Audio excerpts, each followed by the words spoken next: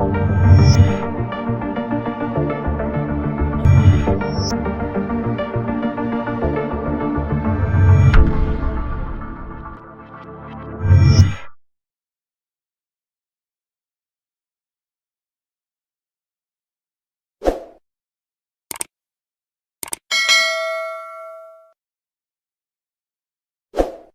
विद्यार्थियों, मैं doctor Alok Chauhan, assistant professor and convener of geography, Vardhaman Mahavir open university Kota.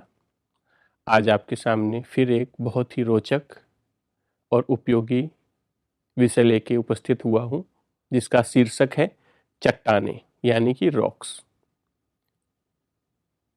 यह शीर्षक या यह बिंदु आपको बहुत ही सहज लग सकता है कि चट्टानें मतलब पहाड़ियाँ, पत्थर। ये नहीं विद्यार्थियों, भूगोल में इस शब्द का एक बहुत ही पृथक और विशेष मतलब है, अभिप्राय है।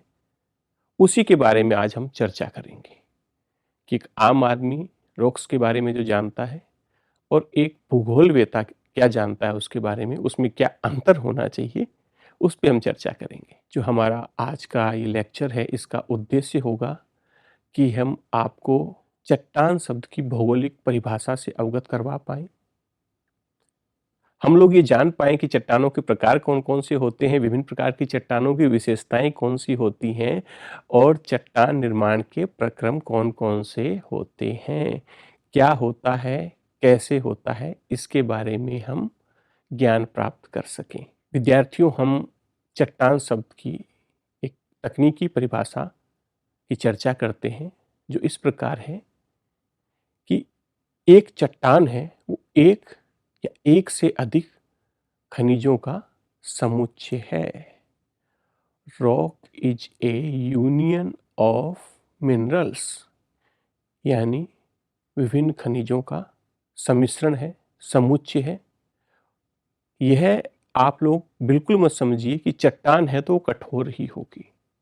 खड़िया का आपने सुना होगा, खड़िया का नाम, चौक, वो भी एक चट्टान है। क्वार्टजाइट, सैंडस्टोन, ग्रेनाइट, ये भी एक चट्टान है। तो आपको स्पष्ट हो गया होगा कि चट्टान का तात्पर्य ये तो बिल्कुल ही नहीं है कि वह चीज कठोर है तो चट्टान है। चट्टान मुलायम भी हो सकती है, कठोर भी हो सकती है, डिपेंड करता है कि उसका मिनरल कंपोजिशन कैसा है। हम चट्टानों को 3 वर्गों में बांटते हैं: आग्नेय चट्टानें, अवसादी चट्टानें और रूपांतरित चट्टानें। आग्नेय चट्टानें, इग्नियस से इस वर्ड को लिया गया है, जिसका अर्थ लैटिन भाषा में अग्नि से तात्पर्य है उसका। तो जाहिर सी बात है कि जब ज्वालामुखी प्रस्फुटन होता है तो लावा के जमने से आग्नेय चट्टानों का निर्माण होता है। क्योंकि ये धरातल पर उत्पन्न होने वाली भी सबसे पहली चट्टानें होती हैं कि पृथ्वी पर अगर कोई चट्टान बनती है तो वो सर्वप्रथम आग्नेय चट्टान ही होगी। इसलिए इन्हें कहते हैं प्राइमरी रॉक्स। ग्रेनाइट और बेसाल्ट इनके उदाहरण हैं। हमने कॉन्टिनेंटल ड्रिफ्ट थ्योरी पढ़ी थी, प्लेट टेक्टोनिक्स पढ़ी थी। आप देखिए कि ओशन बेसिन है वो किस प्रकार की चट्टानों की उनमें प्रधानता है, और जो कॉन्टिनेंटल जो हमारा महाद्वीपीय स्थल भाग है या महाद्वीपों में किस प्रकार की आग्नेय चट्टानों की अधिकता है, प्रमुखता है, ये आप लोग उस लेक्चर को देख के पता लगा सकते हैं। दूसरी प्रकार की चट्टानें हैं अवसादी चट्टानें। अवसादी माने सेडिमेंट्री रॉक्स।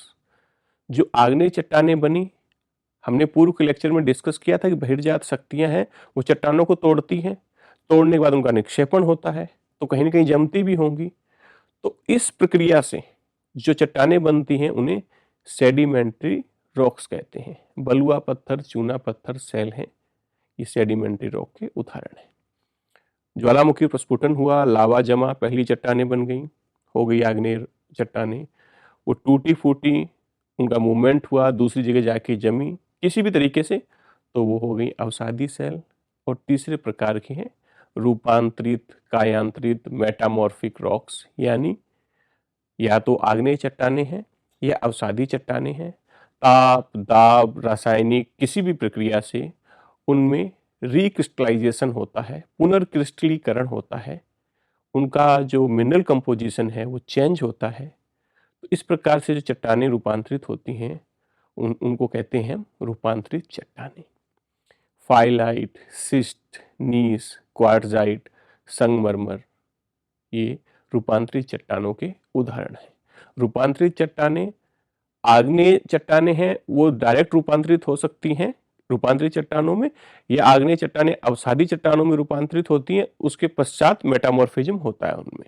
तो जो चट्टानें रूप बदलने से परिवर्तित होती हैं उनको कहते हैं मेटामॉर्फिक रॉक्स। अब हम बात करते हैं जो इग्नियस रॉक्स हैं, आग्नेय चट्टानों की विशेषताएं क्या होती हैं। जैसा कि मैंने पूर्व में ही आपको अवगत कराया है, धरातल पर जो लावा का प्रस्फुटन होता है उसके जमने से इन चट्टानों का निर्माण होता है। और लावा किस दर से ठंडा हो रहा है, किस दर से जम रहा है, वो उस पे डिपेंड करता है कि इनमें जो कण हैं वो कितने बड़े होंगे आग्नेय चट्टानों के। अगर वो एकदम से ठंडा हो जाता है तो कण बहुत बारीक बनते हैं, क्योंकि उनको ठंडा होने का और सॉलिडिफाई होने का पूरा टाइम ही नहीं मिला। पर अगर वो धीरे धीरे जमते हैं तो वो बहुत बड़े आकार के चट्टानों के कण होते हैं। आप समझ सकते हैं कि चट्टान धरती के ऊपर तो बहुत तेजी से ठंडी हो जाती है, परंतु जो पृथ्वी है, धरातल है, भूपर्पट्टी है, उसके नीचे धीरे धीरे ठंडी होती है, तो वहाँ जो कण हैं, पार्टिकल्स हैं इग्नियस रॉक्स के, वो बड़े होते हैं। ये चट्टानें बहुत कठोर होती हैं, इसलिए इनमें जल का प्रवेश, वर्षा जल का प्रवेश नहीं होता है। जैसा कि आपको बताया कि लावा के जमने से बनती हैं, तो इनमें विभिन्न प्रकार की लेयर्स भी नहीं होती। इतना गर्म तप्त लावा होगा तो जाहिर सी बात है उसमें कोई जीव का अवशेष तो बचने की संभावना ही नहीं, क्योंकि इतना बहुत ज़्यादा टेम्परेचर होता है भूगर्भीय लावा का, तो इनमें जीवाश्म नहीं पाए जाते हैं। इन चट्टानों के ऊपरी भागों में रंध्र पाए जाते हैं, छिद्र पाए जाते हैं, जॉइंट्स पाए जाते हैं। आग्नेय चट्टानों का निर्माण मैग्मा के ठंडे और ज्वालामुखी क्रिया से होता है। तो जहाँ जहाँ जो हमने अभी सरकम पैसिफिक बेल्ट पढ़ी थी और वोल्केनो वाले लेक्चर में, वहाँ सब जगह इस प्रकार की चट्टानें बहुलता से पाई जाती हैं। अब हम आग्नेय चट्टानों का वर्गीकरण करते हैं। हमने उनकी उत्पत्ति के बारे में बात की, उनकी विशेषताओं को जाना, अब हम उनका वर्गीकरण करते हैं। अब उनका वर्गीकरण कैसे करेंगे, उसके कुछ आधार हैं। जैसा अभी बता रहा था कि तेजी से मैग्मा ठंडा हो गया तो कण छोटे रह जाएंगे, धीरे धीरे होगा तो कणों को बड़ा होने का समय मिलता है, कण बड़े होते हैं, तो कणों की बनावट पहला आधार हो गया, फिर रंग हो गया, फिर खनिज है, कौन से खनिज है, कितनी मात्रा में, इस आधार पे भी हम उनको वर्गीकृत करते हैं। तो मुख्य रूप से हम आग्नेय चट्टानों को 3 तरह से विभाजित कर सकते हैं, जैसा हमने बात की, कणों की बनावट, रंग और खनिजों की अधिकता। दूसरा है उत्पत्ति की प्रक्रिया के अनुसार। अब उत्पत्ति की प्रक्रिया के अनुसार हम कैसे कैसे बांट सकते हैं इन्हें। ये आंतरिक हो सकती हैं, अभी बताया था धरातल के नीचे बन रही हैं तो इंट्रूसिव हैं, और गहराई में जा रही हैं तो प्लूटोनिक हैं, धरातल और उसके बीच में, भूगर्भ के बीच में बन रही हैं तो हाइपावेसल कहते हैं, बैथोलिथ, फेकोलिथ, लोपोलिथ के बारे में आपको मैंने बताया था। एक्सट्रूसिव हैं जो धरातल के बाहर हैं, मतलब धरातल पर हैं, भूगर्भ से बाहर हैं। एक्सप्लोसिव है जो बहुत तेजी से विस्फोटन हुआ लावा निकल रहा है, जैसे हमारे फोल्डेड माउंटेन्स हैं।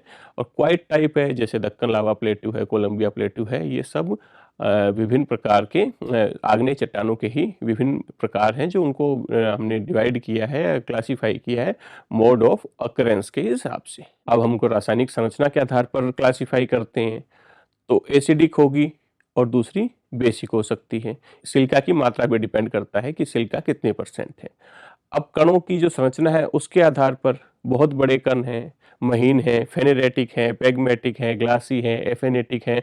वो इनमें बहुत कणों में जिस जिस प्रकार से कणों का आकार छोटा है, बड़ा होता जाता है, उनका हमने डिफरेंट नाम दिया। इसमें सिर्फ कणों के आकार के आधार पर ही ये हमने इसका वर्णन किया है। अब अवसादी चट्टानें, जैसा कि मैंने आपको बताया था, ये सेडिमेंटम से बना है, जिसका मतलब होता है बसना, एक जगह जमा होना, इकट्ठा होना। तो पृथ्वी की सतह की चट्टानें कई प्राकृतिक कारणों से टूटती हैं। किन कारणों से टूटती हैं उसके बारे में मैंने आपको बताया था अनाच्छादन वाले चैप्टर में। तो विभिन्न आकारों में टूटती हैं। ये टुकड़े हुए जो विभिन्न प्रकार के टुकड़े होते हैं, ये बहिर्जात बलों के जरिए, बताया था कोई मीडिया हो सकती है, जल हो सकता है, भूमिगत जल हो सकता है, वायु हो सकती है, उससे परिवहित होके जमा होते हैं और फिर इनमें संघनन होता है, एक परत के ऊपर दूसरी परत, दूसरी परत के ऊपर दूसरी परत, इसको लिथिफिकेशन कहते हैं। इससे चट्टानों की डिफरेंट लेयर्स बनती हैं। लेयर बनने के बाद उन पे दबाव बढ़ता जाता है और दबाव बढ़ने से वो चट्टानों का जो हमारा अवसाद हैं वो चट्टानों का रूप लेते रहते हैं। और जब ये अवसाद के लेयर आती हैं तो अपने साथ अपनी जो मूल चट्टान है उसकी भी कुछ विशेषताएं साथ लिए रहती हैं। तो इस हो सकता है कि नीचे वाली लेयर की कुछ विशेषताएं अलग हों और ऊपर वाली लेयर की विशेषताएं कुछ अलग हो सकती हैं। अब गठन के तरीके के आधार पर हम अवसादी चट्टानों को 3 भागों में बांट सकते हैं। यांत्रिक रूप से जो निर्मित हुई हैं, जैसे बलुआ पत्थर है, चूना पत्थर है। कार्बनिक रूप से निर्मित हैं, जैसे चाक है, चूना पत्थर है, कोयला है। और रासायनिक रूप से निर्मित हैं, जैसे हैलाइट है, पोटास है। अब परतदार चट्टानों की क्या विशेषताएं होती हैं? सबसे पहले विशेषता कि इनमें जीवाश्म पाए जाते हैं। इनमें जीवाश्म पाए जाते हैं और ये चट्टानें भूपृष्ठ के बहुत बड़े भाग में पाई जाती हैं। परतदार चट्टानें क्षैतिज रूप में पाई जाती हैं और कई बार दबाव के कारण इनमें वलन भी पड़ जाते हैं। परतदार चट्टानों में क्या है, इनमें जॉइंट्स पाए जाते हैं और बेडिंग प्लेन्स होते हैं, संयोजक तल होते हैं। अधिकांश परतदार चट्टानें मुलायम होती हैं, जैसे सेल, ये पोरस होती है, या बलुआ पत्थर, ये चट्टानें मुलायम होती हैं कंपेयर टू इग्नियस रॉक्स। परतदार चट्टानों के बारे में जानने से पहले मैं आपको बता दूं कि हमें जितने भी फॉसिल फ्यूल मिलते हैं वो सब अवसादी चट्टानों से ही मिलते हैं, चाहे वो कोयला है या खनिज तेल है, पेट्रोलियम वगैरह, ये सब हम परतदार चट्टानों से ही प्राप्त करते हैं। अब परतदार चट्टानों का वर्गीकरण करते हैं हम कि निर्माण में पाए जाने वाले अवसाद हैं उनके आधार पर। तो पहला है कि जो अवसाद है, मैकेनिकली फॉर्म्ड जो अवसाद हैं, तो उसके आधार पे ये बलुआ पत्थर, कांग्लोमरेट और चीका मिट्टी के रूप में हम बांटते हैं इसे। अगर कार्बनिक अवसाद हैं तो उसके भी कई भाग हैं, जैसे चूने का पत्थर, कोयला। अच्छा, अब केमिकली फॉर्म्ड जो सेडिमेंट्री रॉक्स हैं उनमें आती हैं खरिया, सेल और नमक की चट्टान। अब साधनों के हिसाब से, जैसे अभी आपको बताया था कि इग्नियस रॉक्स हैं वो टूटी, उनको परिवहन किया, तो जिस माध्यम के तहत उनका परिवहन हुआ है, जिसके माध्यम से उन्होंने एक स्थान से दूसरे स्थान की दूरी तय की है, उसके आधार पर भी हम इन्हें कई भागों में बांटते हैं। जैसे जलज है, आर्जिलिशियस बोलते हैं इन्हें हम। सागर में मैराइन है, रिवराइन है, एओलिन है, ग्लेशियल है। जिस मीडिया से इनका परिवहन है उसके आधार पर हम इन्हें विभिन्न भागों में वर्गीकृत कर सकते हैं। अब कायांतरित चट्टानें, जैसा कि आपको बताया था कि इसका अर्थ है रूप परिवर्तन। ये चट्टानें दबाव, आयतन और तापमान परिवर्तनों की क्रिया के तहत बनती हैं। मेटामॉर्फिक रॉक बनती हैं, वो इग्नियस और सेडिमेंट्री रॉक से बनती हैं। और क्यों बनती हैं? दबाव, आयतन और तापमान में परिवर्तन के कारण। जो रूपांतरण है ये एक ऐसी प्रक्रिया होती है जिसके द्वारा पहले से जो चट्टान है उसके अंदर जो पार्टिकल्स हैं उनका रिक्रिस्टलाइजेशन और रीऑर्गेनाइजेशन होता है। तो उसका क्या है, जो कंपोजिशन है, कैरेक्टरिस्टिक्स है, वो पूरी की पूरी चेंज हो जाती हैं। बिना किसी महत्वपूर्ण रासायनिक परिवर्तन के टूटने और घिसने के कारण चट्टानों के भीतर मूल खनिजों के यांत्रिक विघटन और पुनर्गठन को गतिशील रूपांतरण कहा जाता है। अब इस चीज को आप अपने एग्जाम में बड़े सामान्य शब्दों में लिख सकते हैं कि रासायनिक परिवर्तन हो रहा है, इसमें टूट फूट नहीं हो रही है, जो मिनरल कंपोजिशन है वो चेंज हो रहा है। तो कहने का तात्पर्य है कि बिना टूटे भी इसमें मेटामॉर्फिज्म होता है, रूपांतरण होता है। और जो थर्मल मेटामॉर्फिज्म होता है उसके कारण चट्टानों की सामग्री है जो जिससे बने हुए हैं वो उसमें चेंज हो जाता है, कि कोई एक ग्रेनाइट है वो नीस में कन्वर्ट हो सकता है, उसके मेटामॉर्फिक फॉर्म में चेंज हो सकता है और होता भी है। अब मैंने आपको बताया था कि जो रूपांतरित चट्टानें हैं वो आग्नेय चट्टानों के रूपांतरण से भी बनती हैं और परतदार चट्टानों के रूपांतरण से भी बनती हैं। आग्नेय चट्टानों के रूपांतरण से कौन सी रूपांतरित चट्टानें बनी है? जैसे स्लेट है, सिस्ट है, नीस है, ये सब चीज़ें आग्नेय चट्टानों से बनी हैं। जबकि चूने का पत्थर, सेल, स्लेट तथा बलुआ पत्थर क्वार्टजाइट में परिवर्तन हो जाता है। इसमें परतदार चट्टानों में क्या है, चूने का पत्थर है वो संगमरमर में, सेल है वो स्लेट में और बलुआ पत्थर क्वार्टजाइट में परिवर्तित हो जाता है। अब आप ये देख सकते हैं कि संगमरमर चूने के पत्थर से बना है, स्लेट किससे बना है, क्वार्टजाइट बलुआ के पत्थर से बना है, सिस्ट है ये बारीक कणों वाली रूपांतरित चट्टान होती है, इसमें फोलिएशन का विकास बहुत अच्छा होता है और इसमें जो खनिज होता है उसके आधार पर इसका नाम हम रख देते हैं। अगर इसमें माइका ज़्यादा होता है तो माइका सिस्ट बोलते हैं, अगर इसी में हॉर्नब्लेड ज़्यादा होता है तो हम उसको हॉर्नब्लेड सिस्ट बोलते हैं। अब हम बात करते हैं रॉक साइकिल, चट्टान चक्र क्या होता है। ये आप समझ ही गए होंगे कि इग्नियस, फिर सेडिमेंट्री, फिर मेटामॉर्फिक, फिर मेटामॉर्फिक हो सकता है इग्नियस बने या सेडिमेंट्री बने, क्योंकि चट्टानें लंबे समय तक अपने मूल रूप में नहीं रहती हैं और वो रूपांतरण से गुजर सकती हैं। तो आग्नेय चट्टानें और अवसादी चट्टानें दोनों ही रूपांतरित चट्टानों में परिवर्तित हो सकती हैं। ये देखिए, आपको हमने रॉक साइकिल दिखाया है कि किस तरीके से सबसे पहले इग्नियस रॉक बनती हैं, फिर हीट एंड प्रेशर से वो मेटामॉर्फिक रॉक में कन्वर्ट हो सकती हैं, या उनके टुकड़े होके परिवहित होके दूसरी जगह जमा हो सकते हैं तो सेडिमेंट्री रॉक बन सकती है।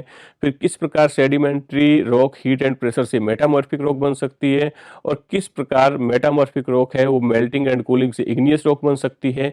ये विभिन्न प्रकार के डायग्राम आपको इसलिए देखें ताकि आप जितना विस्तार से जानना चाहें इन डायग्राम के माध्यम से समझ सकें। एक डायग्राम दिया गया जो आप परीक्षा की दृष्टि से उपयोगी है, दूसरा आप इस कंसेप्ट को समझ सकें इसलिए डायग्राम आपको उपलब्ध करवाए गए हैं। अब जो प्रक्रिया मैंने आपको बताई कि सबसे पहले इग्नियस जो रॉक्स हैं वो हमारी डेवलप होती हैं, फिर उनकी धीरे धीरे वेदरिंग इरोजन होती है, वो एक स्थान से दूसरे स्थान पर जाते हैं और फिर वहाँ जम के दूसरे चट्टान की उत्पत्ति करते हैं, और वहाँ ताप या दाब के से चट्टानें रूपांतरित हो जाती हैं। जैसे संगमरमर, क्वार्टजाइट, स्लेट आदि ये मेटामॉर्फिक रॉक के एग्जाम्पल हैं। इस लेक्चर को सुनने के बाद, इस चर्चा के बाद आप कहीं भी जाएंगे तो आप देखेंगे कि ये चट्टान है, ये इसमें किस प्रकार की है, क्या इसमें परतें हैं या नहीं हैं, खनिजों का रंग पृथक पृथक है या नहीं है, क्या ये मुलायम है या कठोर है, ये क्या हो सकता है। अब आपको पता है संगमरमर किससे बनता है, तो मैं मान सकता हूँ कि हमारा लर्निंग आउटकम ये है कि हम ये पहचान पाएंगे कि चट्टान कहते किसे हैं,